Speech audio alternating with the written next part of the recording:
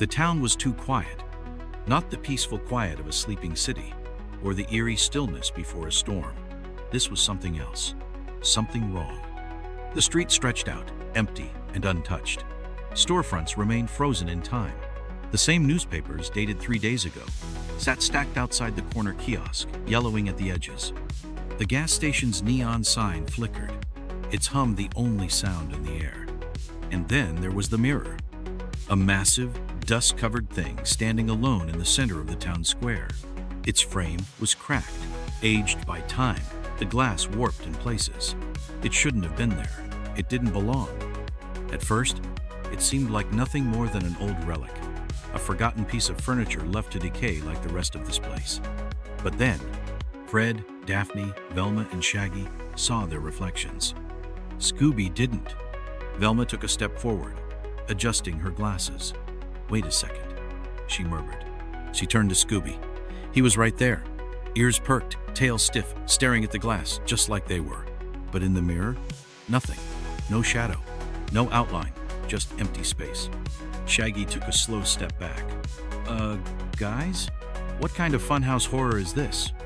Daphne hesitated, reaching out, her fingers barely brushing against the mirror surface. It was cold, too cold. Fred's jaw tightened, his blue eyes narrowing. Maybe it's some kind of trick. Velma shook her head. "That's not how mirrors work, Fred." Then the air shifted, grew heavier, colder. The sky overhead, once a dull gray, looked off, like a painting flat, artificial. And then a building flickered. Just for a second, one of the old shops along the street vanished, erased like a smudged pencil mark. Then it was back, but different. The windows weren't the same. The bricks had changed color. Like a glitch in reality, Daphne stepped away from the mirror, her fingers curling into a fist. "We need to leave. Now." Velma exhaled sharply, eyes scanning the square. "Number? We need to figure out what's happening. This town, it's not real." Shaggy's voice dropped to a whisper. "I think that's the problem, man. I think we never left." Then they saw it. Movement, not in the real world. Inside the mirror, their reflections were moving, but not the way they were. Daphne turned her head. In the mirror, she didn't. Fred raised a hand, but his reflection stood still. Then Shaggy's reflection grinned. None of them were smiling. The silence around them thickened, pressing in from all sides. Velma pressed her fingers to her temples, trying to think. "This isn't possible. We walked in. We explored the town. She stopped. Had they? She tried to recall the drive, the road leading here, the moment they first stepped into town. But there was nothing. No memory. Just blank spaces where details should have been. Daphne closed her eyes. Her voice was barely above a whisper. "We never arrived." Fred frowned. "What do you mean?" Daphne swallowed hard. "Because we were already here." The words settled like lead in their chests. And then, the mirror shattered. The mirror shattered. Glass flew in all directions, but there was no sound, no sharp crack, no shattering echo. The pieces hit the ground and vanished, like they had never existed at all. Fred, Daphne, Velma, and Shaggy stood frozen, staring at the empty frame where the mirror once stood. And then, the world changed. The town flickered like a bad signal on an old television. Buildings blurred, shifting between forms, colors bleeding into one another. The street beneath them rippled, as if the ground itself was just a thin film stretched over something else. Daphne gasped. "Look!" Across the street stood another town, identical, yet different. The same shops, the same streets, but wrong. The once rusted and broken clock tower stood pristine. The parked cars, dusty just moments ago, now gleamed as if brand new. Shaggy stumbled back, eyes darting wildly. "Man, I don't like this. It's like the past and the present are crashing into each other." Velma adjusted her glasses, hands shaking. "That's because they are. The timeline is unstable. We aren't just in a town, we're inside something else." Fred clenched his fists. "So what do we do? Just stand here until we fade away with it?" Daphne didn't answer, because she remembered. She had seen this before. She had been here before. They moved cautiously, weaving through the dissolving town, the air thick with the scent of burning, but there was no fire. Shops blinked in and out of existence, shifting from modern to abandoned to something even older. Velma stopped in front of a newspaper stand. The papers had changed. The frozen dates were gone, replaced by years spanning decades. The latest issue read 1965. She ran her fingers over the pages. The ink smudged like it was still being written. Shaggy's voice wavered. "Guys, I think we're trapped between times." Fred exhaled sharply. "Then we need to get out before we disappear into one of them." Daphne's eyes locked onto the reflection of the town in the distance. The perfect version. The one that wasn't breaking apart. "That's not another version of the town." Velma turned to her. "What?" Daphne's voice dropped to a whisper. "That's the real one." They ran. The streets cracked like ice beneath their feet, revealing a dark void underneath. The buildings flickered between real and something drawn, like sketches on aging paper. And then they saw them, standing at the end of the road, versions of themselves, dressed exactly the same, staring back. Shaggy clutched Fred's arm. "Okay, I'm officially done with this, man." Velma's voice was hoarse. "Those aren't us." Fred stepped forward. "Then what are they?" The figures didn't move, just stood there, their expressions vacant. But Daphne knew, because she had seen them before. Not what? She swallowed hard. "When?" Fred turned to her, jaw clenched. "What do you mean?" Daphne hesitated, then whispered, "They're us, but from before." Fred's breath hitched. "Before what?" Daphne's blue eyes darkened, filled with something she had been holding back since they first saw the mirror. "Before we forgot." The town collapsed. The sky folded into itself, and the past caught up. If we were never who we thought we were, then who are we now? The city was gone. Not destroyed, not abandoned, just gone. No streets, no buildings, no sky. Only an endless, featureless void stretching in all directions. And in that nothingness, they stood four figures, frozen in place, identical to Fred, Daphne, Velma, and Shaggy. They weren't reflections. They weren't shadows. They were real. Fred swallowed hard, his throat dry. This isn't possible. The other Fred, the one standing directly in front of him, stared back. Same piercing blue eyes, same golden hair, but his face was vacant, expressionless. Velma adjusted her glasses, her breath shaky. "Are we looking at alternate versions of ourselves?" Daphne didn't speak. She didn't have to. She already knew. Shaggy's voice wavered. "If they're us, then what happened to them?" Cautiously, they moved forward. The second Velma, identical in every way, clutched something, an old notebook, its cover worn and the pages yellowed. Velma hesitated before reaching for it. The moment she touched it, the world shifted. A memory flooded in. She saw herself, standing in this exact spot, holding the same notebook, again and again and again. A cycle, a story on repeat. The words scrawled across the pages were hers, hurried and uneven. "You have to leave. You have to get out before it happens again." Her pulse pounded. Again? She flipped through the pages, fingers trembling. We arrived in the city. Something was wrong. The buildings were too perfect, too still. Time wasn't moving. We found the mirror. Scooby's reflection wasn't there. The city began to break apart. I think we're inside something else. We saw them, copies of us. They weren't moving, but they weren't dead. We are the copies. The book slipped from her hands. Velma staggered back. Daphne clenched her fists. "We've done this before." Fred took a slow breath. "Then why don't we remember?" The figures blinked, and then, for the first time, they moved. The second Fred opened his mouth, his voice a perfect mirror of Fred's own. "You can't leave." Shaggy's fists clenched. "Like, the hell we can't, man." Fred stepped forward, his jaw tight. "Who are you?" His copy stared back. "I am you." The second Velma took a slow step closer, her voice unmistakably Velma's. "But not the first you." Daphne's breath caught. "Then who was?" Her copy tilted her head. "Does it matter?" The duplicates advanced. Fred's heartbeat thundered in his ears. Stay back! The second Fred didn't stop. You've done this before. You've failed before. Shaggy pulled Scooby closer. Yeah? Well, maybe this time we win. The second, Daphne shook her head. It's not about winning. Her voice softened. It's about remembering. Daphne exhaled sharply. We remember the city wasn't real. We remember the cycle. So tell us. She stepped forward. What happens next? The second Daphne smiled. Next? She leaned in. Next, you forget again. The void shattered. Darkness collapsed inward, swallowing everything. The notebook in Velma's hands burned away. Their copies vanished. And then, nothing. Only a whisper, curling through the emptiness. If we were never who we thought we were, then who are we now? Silence, then breathing. Shallow, uneven. Daphne's eyes flickered open. She was standing. The others were beside her. Fred, Velma, Shaggy, Scooby, all frozen in place, staring straight ahead. At a mirror. The mirror. They were back in the center of town. Like nothing had ever happened.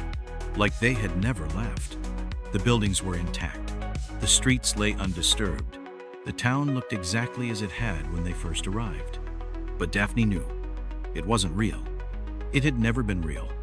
She pressed a hand to her forehead, willing herself to breathe steadily. Echoes of the void still whispered in her ears, remnants of the copies, the burning pages of Velma's notebook. Her notebook. They had done this before, and they had forgotten. Again.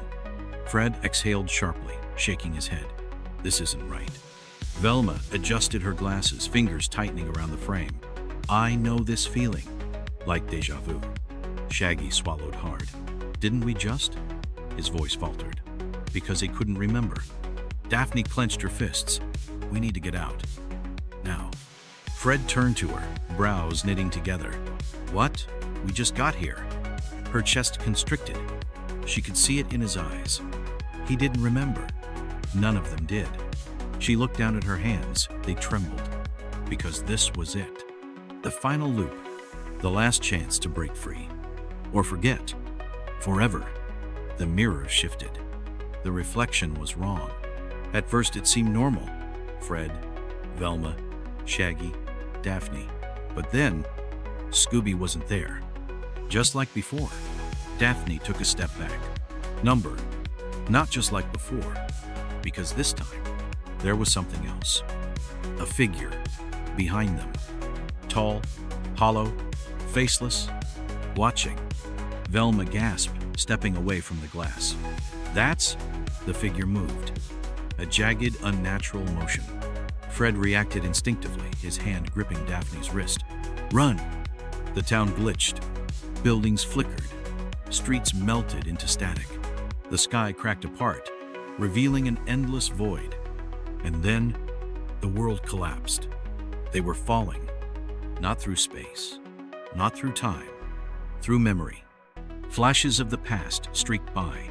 The first time they arrived, the first time they saw the mirror, the first time they realized they were trapped. Over and over. Hundreds of times.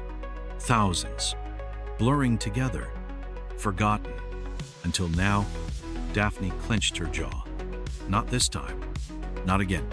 She forced herself to move. To reach out. To grab onto reality. She wouldn't forget.